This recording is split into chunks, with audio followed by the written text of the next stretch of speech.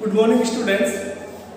देखिएगा, जो कल हमने डिस्कस किया था बायो सावर्ट लॉ के एप्लीकेशन के अंदर कि किसी भी सर्कुलर लूप के एक्सिस पर जो मैग्नेटिक फील्ड है उसके लिए हमने फॉर्मूला भी ड्राइव किया था।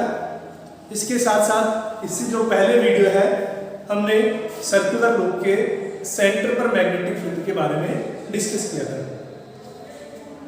कुछ बच्चे जो आरबीएससी के अंदर है तो मैं उनके लिए बता देता हूँ कि ये वाला जो टॉपिक है या जो चैप्टर हम पढ़ा रहे हैं वो सीबीएसई के अंदर तो 4th चैप्टर है, क्लियर, और आरबीएससी के अंदर वो 7th चैप्टर है। बाकी सारे टॉपिक्स क्या है, सेम है।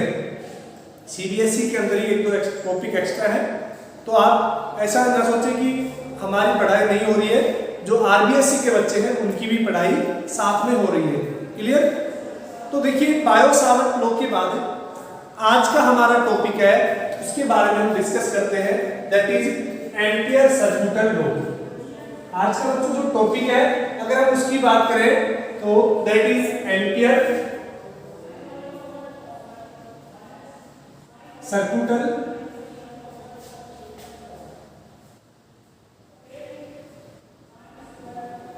लॉ, और इसी के नाम से ये हिंदी मीडियम के अंदर भी क्या है, सॉरी इंग्लिश मीडियम आरबीएससी के अंदर भी सेम नाम से ये टॉपिक है। अब देखिएगा, अगर हम बात करें एम्पियर सर्कुलर लॉ, हम इसको क्यों पढ़ रहे हैं और क्या काम आता है, एक बार इसके बारे में बात करते हैं। देखिए बच्चों, आपने अगर हम फर्स्ट लॉ की बात करें, आपने कूलाम लॉ पढ़ा होगा। कूलाम लॉ, कूलाम लॉ क्या काम आता है, किसी भी दो चार्ज पार्टिकल के बीच में फोर्स को निकालने के लिए, ठीक है ना, के Q1 Q2 upon R square, ये कूलाम फोर्स होता था जिसको हम इलेक्ट्रोस्टैटिक फोर्स भी कहते थे, ठीक है ना। और यहीं से हम इलेक्ट्रिक फील्ड भी निकालते थे, E इक्वल टू क्या होता है F अपॉन Q, यहां से F बराबर क्या होता था Q इंटू E, ये वाला हो गया। तो हमने कूलाम लॉ का जो अल्टरनेटिव था वो हमने गाउस लॉ पढ़ा था। तो गाउस लॉ भी क्या था कि किसी भी सरफेस के द्वारा जो इलेक्ट्रिक फील्ड है वो हम कंसीडर करते थे। यानी गाउस लॉ का एक स्टेटमेंट क्या था कि किसी भी एनक्लोज सरफेस, जिसको हम गाउसियन सरफेस बोलते थे, कि जो इलेक्ट्रिक फील्ड है, ठीक है, E dot dA, E dot E क्या होता है इलेक्ट्रिक फील्ड, और dA क्या होता था उस क्लोज सरफेस एरिया, वो कितना होता था Q अपॉन एप्सिलॉन नॉट, यानी ये किसका लॉ था, गाउस लॉ का, ठीक है। तो यानी इलेक्ट्रोस्टैटिक के अंदर कूलाम लॉ और गाउस लॉ एक दूसरे से रिलेटेड होते हैं, ठीक है ना, इसी का ये अल्टरनेटिव ऑप्शन है। तो उसी तरह से अगर हम मैग्नेटिज्म की बात करें, इलेक्ट्रोमैग्नेटिज्म या मैग्नेटिज्म की बात करें, तो हमने बायो सावर्ट लॉ पढ़ा था। Bio Savart law, bio Savart law क्या कहता है कि किसी भी पॉइंट पर जो इलेक्ट्रिक मैग्नेटिक फील्ड होता है, B इक्वल टू कितना होता है μ0 upon 4 pi I dl sin थीटा अपॉन R स्क्वायर। ये बायो सावर्ट लॉ होता है मैग्नेटिज्म के लिए, ठीक है ना। तो बायो सावर्ट लॉ का ही अल्टरनेटिव है, वो है एम्पियर सर्कुलर लॉ। यानी इलेक्ट्रोस्टैटिक में जैसे कूलाम लॉ का अल्टरनेटिव कौन सा है, गॉस लॉ है, उसी तरह से बायो सावर्ट लॉ का भी क्या है कि alternative, that is the ampere circular law. यानी उसी तरह से ये भी किसके काम आता है, मैग्नेटिक फील्ड को फाइंड आउट करने के काम आता है। अब आप बोलेंगे सर गाउस लॉ समझ में नहीं आया, गाउस लॉ ही इतना टफ है, तो हम एम्पियर सर्कुलर लॉ क्यों पढ़ रहे हैं। एक्चुअली क्या है, ये आपके सिलेबस में है, इसलिए आपको पढ़ना पड़ रहा है, ठीक है। तो देखिएगा, एम्पियर सर्कुलर लॉ, तो आपको क्लियर हो गया कि एम्पियर सर्कुलर लॉ के बारे में अगर हम बात करें तो ये क्या होता है, और हम इसके बारे में जो फॉर्मूला ड्राइव करेंगे उसके बारे में हम बातें करते हैं। तो एक्चुअल में देखिएगा, एम्पियर सर्कुलर लॉ क्या है, इट यानी it is alternative of Biot Savart law.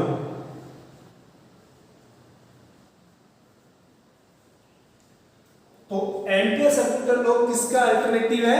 Biot-Savart law का अल्टरनेटिव है। और जो गाउस लॉ था, Gauss law E dot dA equal to mu zero Q upon epsilon naught, यानी वो इलेक्ट्रिक फील्ड और चार्ज के बीच में रिलेशन देता था।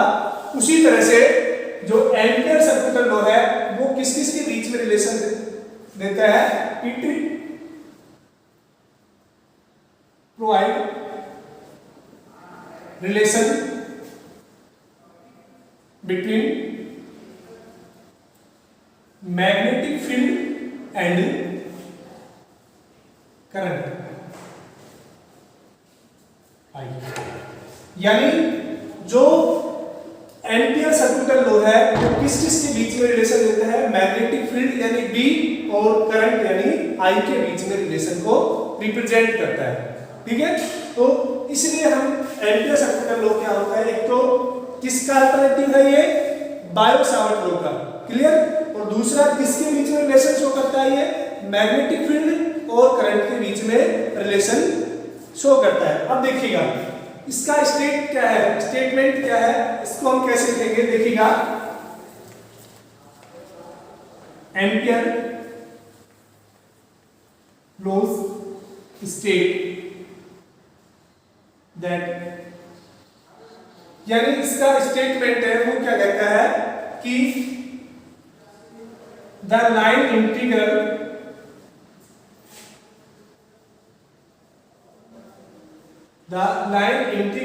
of magnetic, the line integral of magnetic field is equal to mu naught time, mu naught क्या होता है? Permeability,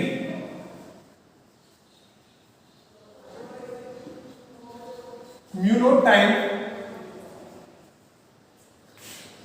of total current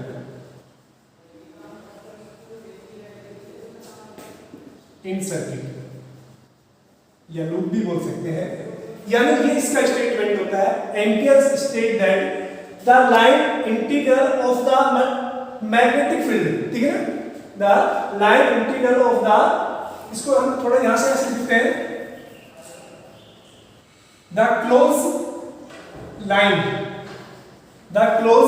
line integral of magnetic field is equal to the mu naught, यानी यहां पर mu naught क्या होता है? Permeability of a medium times of the total current in a circuit. Clear? अब देखिएगा अगर हम मैथमेटिकल फॉर्मूले की बात करें, ठीक है ना, सर्किट भी बोल सकते हैं या लूप भी, यानी मैथमेटिकल फॉर्मूला क्या होगा? देखिएगा the close line integral of magnetic field, यानी देखिएगा यहां से लाइन इंटीग्रल यानी dl।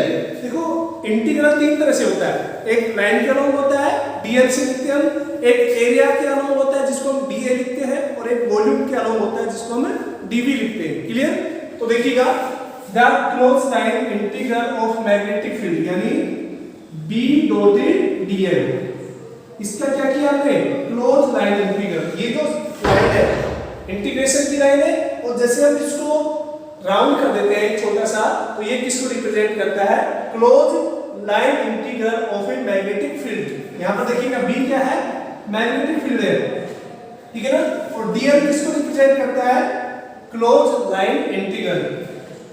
The close line integral of magnetic field is equal to mu naught time of a total current, that is the mathematical representation of a ampere circular law. Clear बच्चों? तो ये क्या होता है? Ampere circular law का formula. समझ में आ गया? वापस से मैं स्टेटमेंट बोल रहा हूं, the close line integral of magnetic field, यानी मैग्नेटिक फील्ड का लाइन इंटीग्रल किसके इक्वल होता है? म्यू जीरो यानी time of total current, that is the ampere circular law. तो यहां तक क्वेश्चन बनता है वो 1 मार्क का क्वेश्चन बनता है। आपसे कई बार एग्जाम में डायरेक्टली पूछा जाता है कि state the ampere circular low. Clear? तो ये क्वेश्चन बनता है आपका यहाँ से। ये आपको याद रखना है, इसको एग्जाम में लिखने की जरूरत नहीं है कि ये जैसे बार बार क्वेश्चन पूछा जाता है कि एम्पियर सर्कुलर लॉ क्या काम आता है और हम क्यों उसको पढ़ रहे हैं। अदरवाइज आपको मेन क्या होता है कि the close line integral of magnetic field is equal to the म्यू0 time of the total current in that loop और इन दैट सर्किट। क्लियर बच्चों? अब देखिएगा, इसी का हम एप्लीकेशन पढ़ते हैं कि एम्पियर सर्कुलर लॉ का जो एप्लीकेशन है उसके बारे में बात करते हैं। ठीक है ना? तो देखिएगा जो टॉपिक है next, application of ampere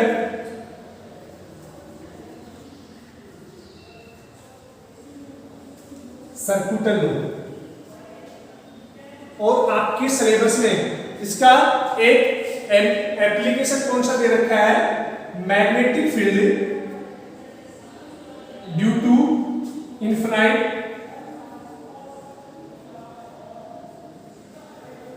infinite long infinite state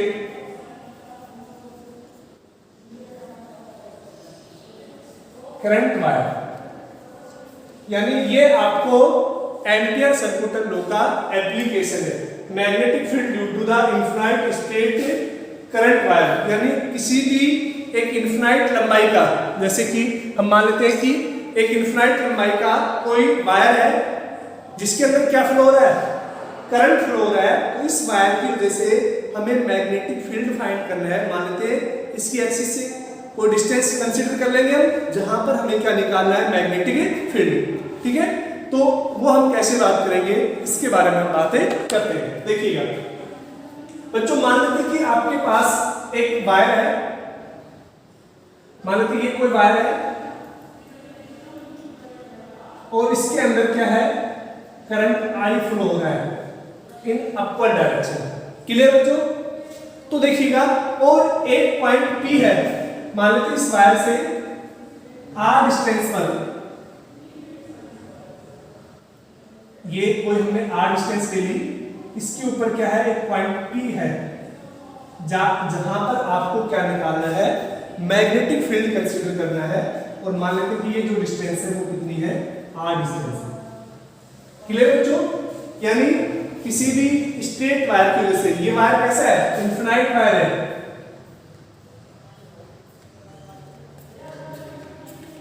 तो इस इनफिनाइट वायर की वजह से इस पॉइंट P पर कितना मैग्नेटिक फील्ड होगा? और ये जो पॉइंट P है इस वायर से R डिस्टेंस पर एग्जिस्ट कर रहा है। तो देखिएगा, आपको गाउस लॉ पता होगा कि गाउस लॉ के अंदर सबसे पहले हम क्या करते थे कि जिस पॉइंट के ऊपर आपको इलेक्ट्रिक फील्ड निकालना है उस पॉइंट को हम एक सरफेस के अंदर क्लोज करते थे और उस सरफेस को हम गाउसियन सरफेस बोलते थे।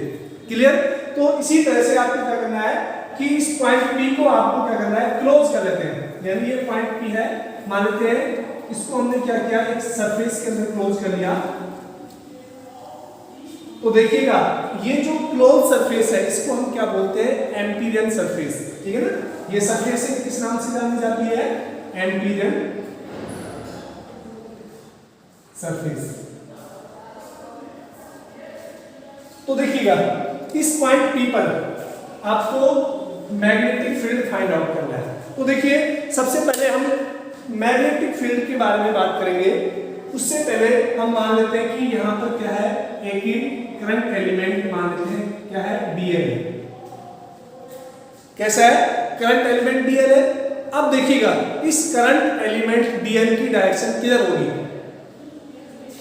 करंट एलिमेंट Dl की डायरेक्शन आपको पता है कि जिधर इलेक्ट्रिक करंट की डायरेक्शन कंसीडर करते हैं हम, उधर ही किसकी डायरेक्शन कंसीडर करेंगे? इस Dl की। इलेक्ट्रिक करंट कैसे फ्लो हो रहा है? अपवर्ड डायरेक्शन में।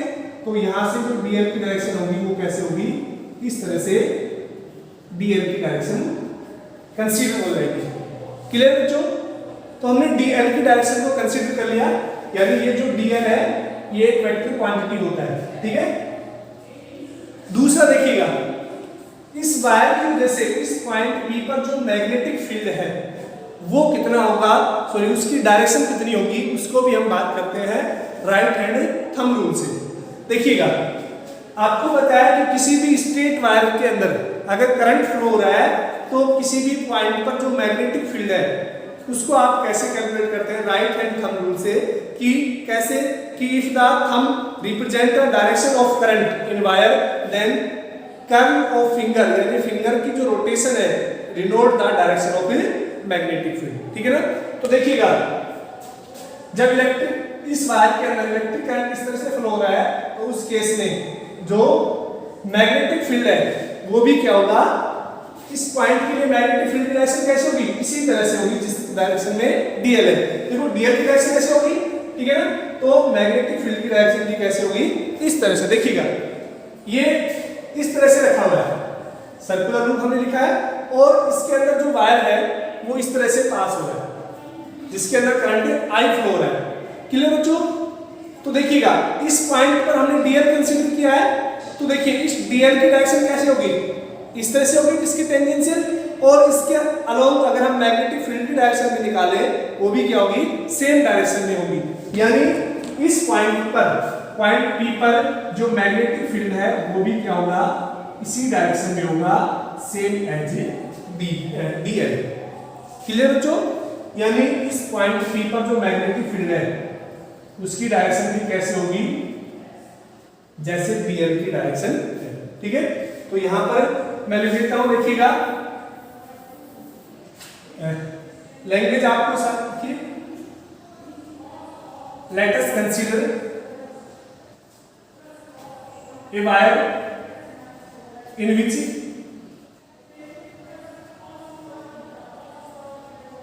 Current I is flowing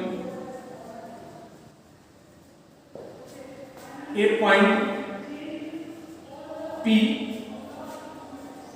lie at distance R from wire where magnetic field is considered। यानी इस वायर जिसके अंदर आई करंट फ्लो हो रहा है उससे आर दूरी पर कोई पॉइंट पी है जहां पर आपको क्या निकालना है, मैग्नेटिक फील्ड फाइंड आउट करना है। ठीक है। तो by ampere circular law, ampere circular law क्या कहता है कि close integral of close line integral of magnetic field इसके बराबर होगा mu zero into I. Clear बच्चों। तो देखिएगा यहां से यहां पर जो ये डॉट प्रोडक्ट है बी डॉट डीएल, तो डॉट किसको रिप्रेजेंट करता है, cos थीटा को। ठीक है ना। यानी अगर हम बात करें तो यहां पर बी और डीएल के बीच में बच्चों कितना एंगल है, बी की डायरेक्शन और डीएल की डायरेक्शन दोनों क्या है, सेम डायरेक्शन है। तो यहां पर थीटा कितना हो गया, 0 डिग्री। यानी हम इसको कह सकते हैं B DL cos 0 degree equal to mu 0 into आई।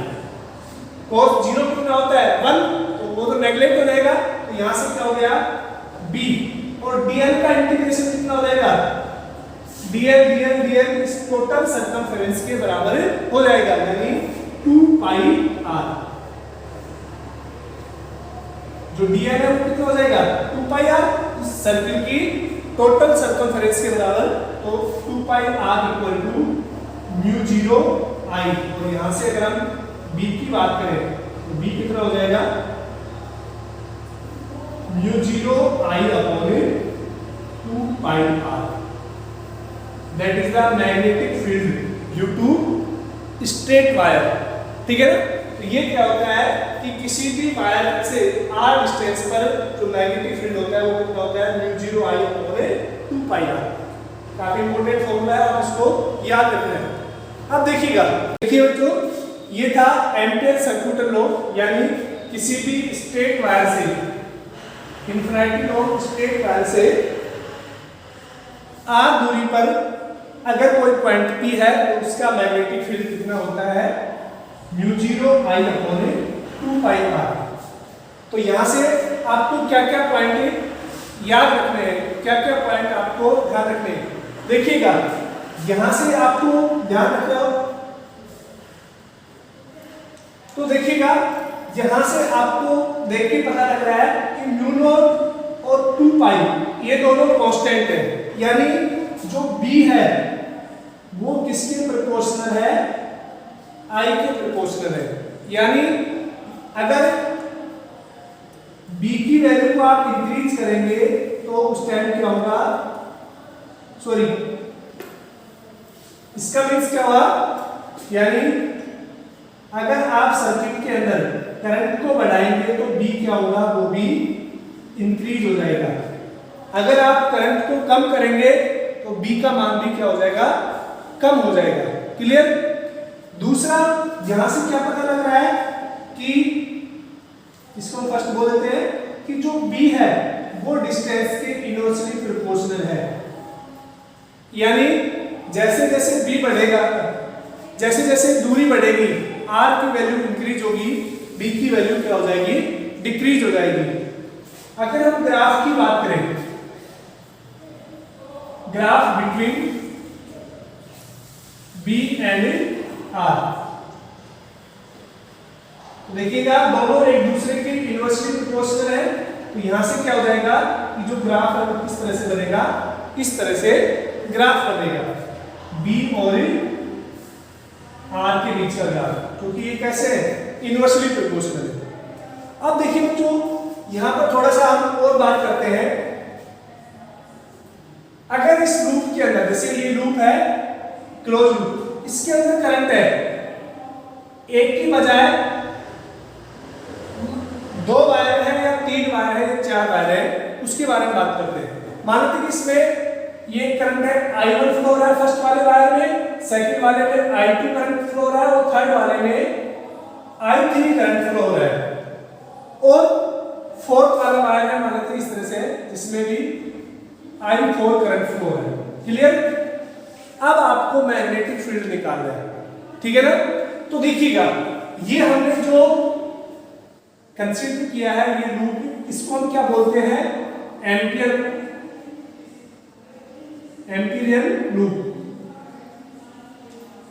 तो देखिएगा क्या कहता है कि क्लोज इंटीग्रल यानी b dot dl, close line integral किसके बराबर होता है, म्यू 0 I के बराबर होता है। तो यहां पर जो I होता है ये क्या होता है, total current, total current in loop, यानी इस लूप के अंदर जितना करंट है वो टोटल हम कंसीडर करते हैं। जैसे हम गाउस लॉ के अंदर जो गाउसियन सरफेस थी उसके अंदर जितने भी चार्जेस थे उनको सभी को हम कंसीडर करते थे। तो देखिएगा यहां से जो, ध्यान से देखिएगा, अगर ये 2 करंट है ये अपर डायरेक्शन में जा रहे हैं, हमने जो dl की डायरेक्शन इधर ली थी और b की डायरेक्शन भी इधर ली थी, लेकिन जो I3 करंट है वो क्या हो रहा है, डाउनवर्ड डायरेक्शन में आ रहा है। तो यहां से देखिएगा जो नेट करंट I है वो कितना हो जाएगा, I1 plus I2 minus I2। Clear बच्चों। I1 यानी जो सेम डायरेक्शन में करंट है वो जुड़ जाते हैं और जो अपोजिट डायरेक्शन में करंट है वो क्या हो जाएगा, माइनस हो जाएगा। I4 का क्या हुआ, I4 का इस गाउसियन सरफेस एम्पियर सरफेस पर कोई भी इफेक्ट नहीं पड़ेगा, क्योंकि ये क्या है, उससे बाहर की ओर है। जैसे गाउस लॉ में अगर कोई भी चार्ज गाउसियन सरफेस से बाहर रखा होता है उसका नेट इलेक्ट्रिक फील्ड पर कोई इफेक्ट नहीं होता था। क्लियर। तो इस तरह से I4 का कोई भी रोल नहीं होगा, केवल किसका रहेगा, I1, I2 और I3 का। I1 और I2 सेम डायरेक्शन में है, इस वजह से क्या हो जाएंगे, दोनों ऐड हो जाएंगे, और I3 है वो अपोजिट डायरेक्शन में है, वो क्या हो जाएगी, माइनस हो जाएगी। क्लियर। और क्या याद रखना है आपको कि जो करंट है वो हमेशा इनसाइड वाली वायर के ही कंसीडर करना है, आउटसाइड वायर का करंट आपको कंसीडर नहीं करना है। ये कई बार न्यूमेरिकल में पूछ लेते हैं इस तरह से। तो आज के लिए इतना ही, थैंक यू। पढ़ते रहना, साथ साथ न्यूमेरिकल भी करते रहना।